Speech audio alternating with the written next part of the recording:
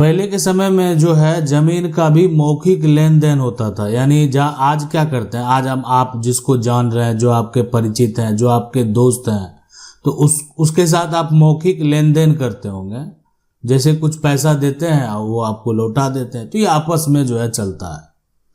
उसी प्रकार से पहले के समय में लोग मौखिक जो है लेन देन कर लेते थे जमीन का, और साथ में जमीन जो है बहुत लोग बदलेन भी कर लेते थे।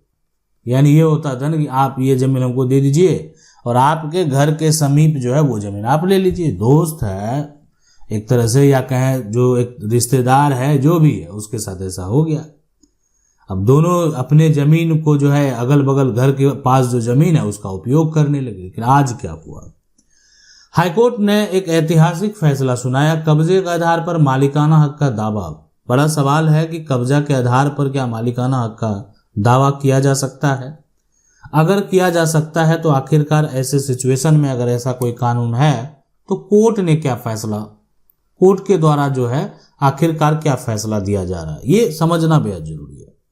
कि ठीक है, जमीन पर अगर कोई कब्जा कर लिया है या कब्जे में है, आज से नहीं है, बहुत दिनों से कब्जे में है, तो क्या वो कानूनी तौर पर कब्जा के आधार पर, यानी कोई भी व्यक्ति अगर जमीन कब्जा किया है तो कब्जा के आधार पर मालिकाना हक का दावा वो कर सकता है। मालिकाना हक का दावा, तो एक तो ये कंडीशन हो गया कि मालिकाना हक का दावा। दूसरा कि मालिक बन सकता है नहीं बन सकता। ठीक है, मालिकाना हक का दावा जो है सुनने में आपको लग रहा होगा कि वो दावा कर सकता है, लेकिन दावा करने का मतलब ये तो नहीं कि मालिक बन ही जाएगा। यानी कंडीशन सारा जो है अगर है फुलफिल करेगा तब संभव है ऐसा हो सकता है। लेकिन आखिरकार जो कोर्ट के जजमेंट है वो भी आपको देखने चाहिए।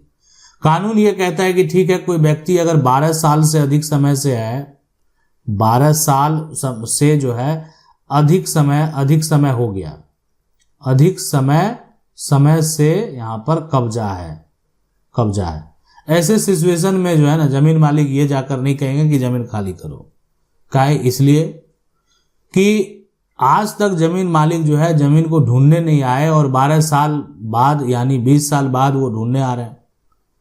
तो इसमें क्या होता है कि जमीन कब्जा करने वाले जो व्यक्ति हैं उनको एक अधिकार देता है कि देखें, आप भी कोर्ट जा सकते हैं अपना पक्ष रखने के लिए। अगर आप लंबे समय से जमीन पर कब्जे में हैं तो जाकर पक्ष रख सकते हैं। क्या कंडीशन होगा, कैसे जमीन लिए थे, जमीन पैसा का लिए थे या जमीन मौखिक लेन देन किए थे, क्या किए थे। यहां पर आज जो ये फैसला है, जजमेंट है, जिसके बारे में आज हम आपको बताएंगे, हाई कोर्ट का ये फैसला है और इसमें मौखिक लेन देन की बात कही गई है।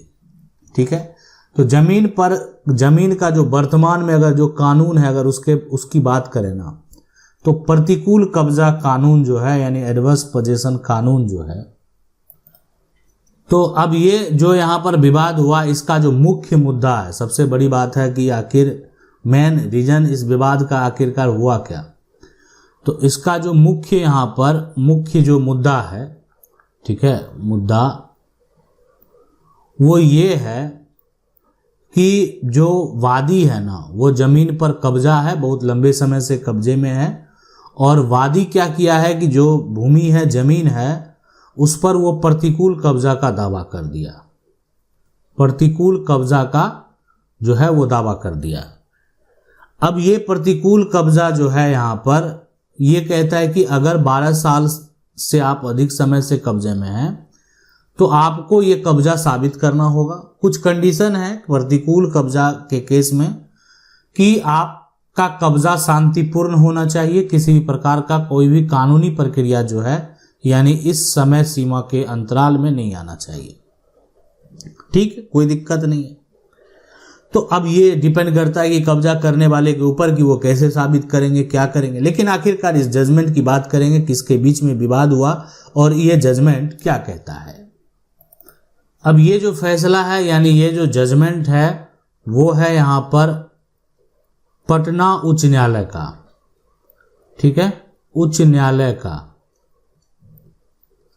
अब ये जिसके बीच में विवाद हुआ यानी जो वादी है वो है, उनका नाम है भगवान है, ये भगवान सिंह, ये वादी हैं। उसके बाद जो बनाम जिससे विवाद हुआ वो उनका नाम है यहाँ पर रामबासी। रामबासी। तो भगवान सिंह बनाम रामबासी का ये विवाद है पटना उच्च न्यायालय का। ठीक है, अब यहां पर देखें पटना उच्च न्यायालय ने इस विवाद को लेकर फैसला क्या दिया। अब देखें इसमें हुआ क्या है कि ये जो जमीन है ना, ये आज नहीं बहुत पहले एक तरह से अगर बेचा गया 1900 जो है 23 से, यानी अब 1947 जो है समझ सकते हैं, देश आज़ादी से पहले की बात। अब ये मामले की बात है यहाँ पर देखें तो पहले बहुत पहले ही पूर्वज ने क्या किया, जमीन को जो है बेचा था ना, बेचा था तो मौखिक तरीके से।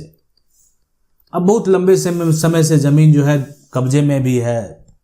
अब बाद में क्या हुआ कि वो जो भी एक तरह से लिखित तौर पर जो कागजात बनाए गए थे, लेकिन वो कागजात एक मौखिक रूप का ही कागजात था, यानी जो है उसके बाद उसका जो है आप कह सकते हैं कि भूमि को, प्रॉपर्टी को, जमीन को ट्रांसफर नहीं किया गया। अब है कि आखिरकार क्या हुआ कि मौखिक बिक्री की गई। तो कहेंगे कि मौखिक बिक्री का क्या मान्यता है। तो देखें मौखिक बिक्री की गई है और लंबे समय से अगर आप जाकर स्वीकार कर लेंगे कोर्ट में कि आज नहीं ये 1923 से मेरे जमीन को कब्जा किए हुए है, तो आपसे तो ये सवाल होगा ना कि आज तक आपके पूर्वज ने, आपके दादा परदादा ने, कभी किसी ने जो है कभी कोई केस नहीं फाइल किया, कोई इन्फॉर्मेशन आपके पास है ऐसा हुआ है कि उस समय विवाद हुआ था, ऐसा कोई साक्ष्य नहीं आप दे पा रहे हैं।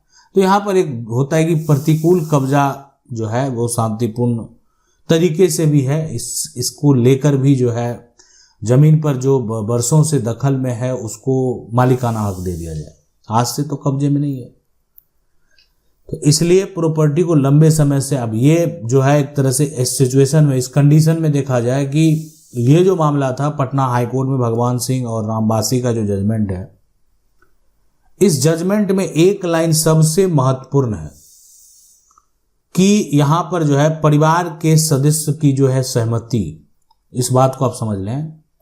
इस जजमेंट में यह कहा गया कि जो परिवार है ना, परिवार के सदस्य जो हैं, सदस्य की सहमति। अब सहमति से आखिर हुआ क्या, से की गई मौखिक बिक्री के आधार पर मान्यता दी। ठीक है, परिवार का जो सदस्य है और परिवार का जो लोग है, ठीक है, अब मान लेते हैं आज आप लड़ेंगे, अब परिवार का कुछ लोग जो है, जो जमीन वाले एक तरह से जमीन जो कब्जे में, उसी के पक्ष में जाकर गवाही दे देंगे कि नहीं ये सहमति से जो है एक तरह से जमीन इनको दिया गया था, मौखिक बिक्री जो है हुई है, जमीन नहीं लिखा गया किसी कारणवश जो भी है, लेकिन मौखिक बिक्री वहां पर की गई थी। तो ऐसे सिचुएशन में आप समझ सकते हैं कि आखिरकार क्या होना चाहिए। न्याय तभी होगा जब जो है जिसके पास वर्षों से जमीन, वो प्रॉपर्टी आज से नहीं कई वर्षों से है ना, उसके पक्ष में अगर फैसला दे दिया जाए। तो इसीलिए बहुत सारे लोग हैं जो मौखिक बदलैन किए हुए हैं, जमीन को बदल लिया आपस में। तो एक जमीन अपने कब्जे में, दूसरा जमीन उनके कब्जे। आज देखें यहाँ पर ऐसे सिचुएशन में आप कहेंगे मौखिक हम बदलैन किए हुए हैं। तो वैसे सिचुएशन में कोर्ट का जो पहला निर्णय आया, बहुत सारे निर्णय देखने के बाद यह स्पष्ट होता है कि नहीं आप अपने जगह पर चले जाइए।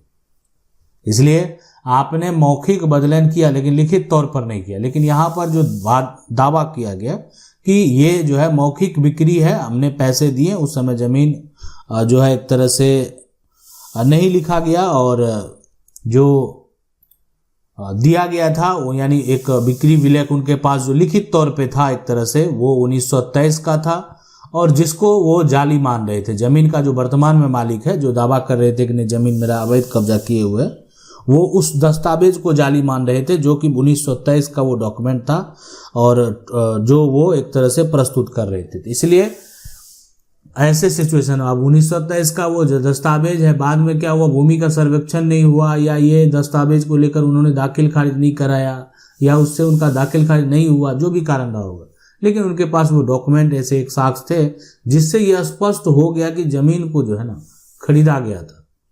यानी मौखिक बिक्री जो है के आधार पर जो है जमीन को लिया गया था। जैसे भी उसके एवज में जो भी पैसा दिया गया हो या जो भी कह सकते हैं कुछ घर में सोना रखा हुआ हो दिया गया हो या एक तरह से जानवर जो है एक तरह से दी गाय भैंस को देकर भी लोग जो है एक तरह से जमीन लेते थे।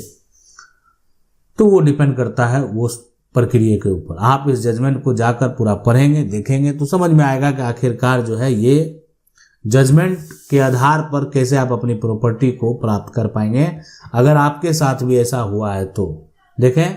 लेकिन फिर एक बात ये भी समझ लें कि ये ऐसा मामला है जहां पर यह साबित हो गया कि जमीन जो है प्रॉपर्टी जो है उसका एक तरह से बिक्री की गई थी, लेकिन आप सोचेंगे कि बरसों से कब्जा है और आपके पास डॉक्यूमेंट नहीं है, कोई साक्ष्य नहीं है, कोई कागजात नहीं है, और ज़मीन पर आप खेती करते आए हैं, ठीक है, खास करके खेती करते आए हैं, तो वो सब ज़मीन जो है आप बहुत दिन तक कब्जे में नहीं रख पाएंगे।